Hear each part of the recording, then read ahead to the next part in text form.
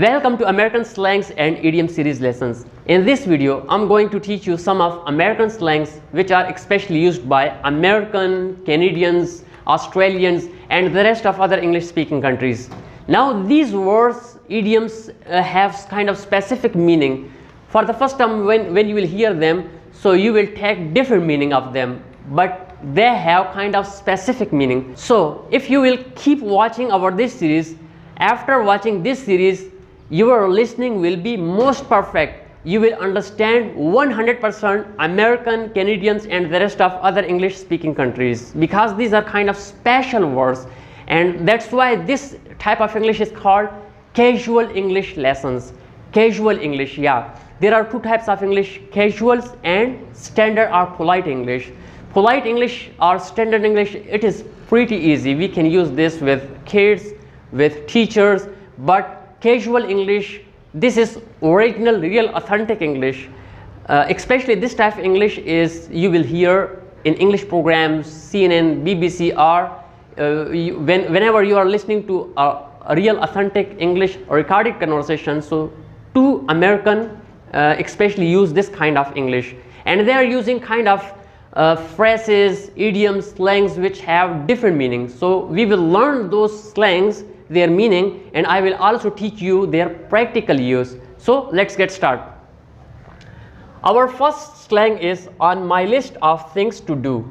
On my list of things to do. So it means that something that I want to do. For example, you have a plan in your mind.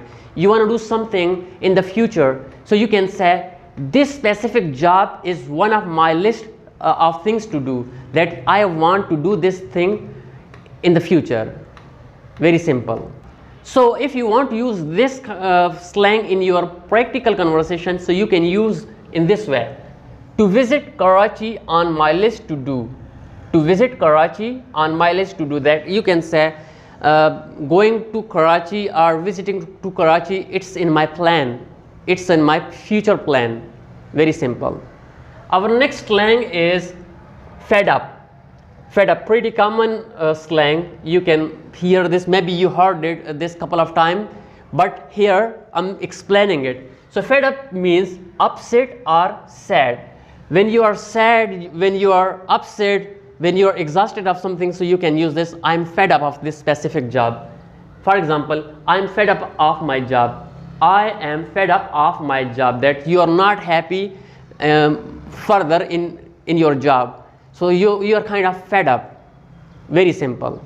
Our next slang is, it's not one thing, it's another. It's not one thing, it's another. So what is mean by this phrase? More than one bad thing has happened. So for example, when you are having a bad day, you are going to your work and suddenly on the way something bad happened to you. When you control on the bad thing which happened to you and you are going further, suddenly one more thing, bad thing happened to you, and then another, and then another. So you can say, oh, I had really a bad day because one after another bad things happening to me. So in that case, you can say in your conversation that it's not one thing, it's another. So for practical use, you can say, at the airport, it's not one thing, it's another. For example, you are going to somewhere, and at the airport, one after another bad thing happened to you. So that is this phrase, and you can use it in a real situation. Our next slang is out of hand. Out of hand. Now what is mean by out of hand? It simply means out of control. Out of control, when something is not in your control, it is out of your control. So you can say it's out of hand. If you want to use this in a practical way, so you can say, doctor said patient situation is out of hand. Patient situation is out of hand, or you can say out of control. So they are having simply same meaning. Our next slang is had just a blast. Had just a blast. It's mean to really enjoy. To really enjoy. So for example, in a practical way, you can use in this way: traveling had just a blast. Traveling had just a blast. Very simple. Our next slang is jumpy. Jumpy. Now jumpy means uneasy. If you want to use this in a practical way, so you can say, for the first time I swam it was jumpy.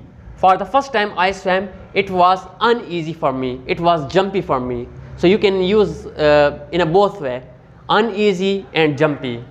Our next slang is getting the first butterfly out of stomach.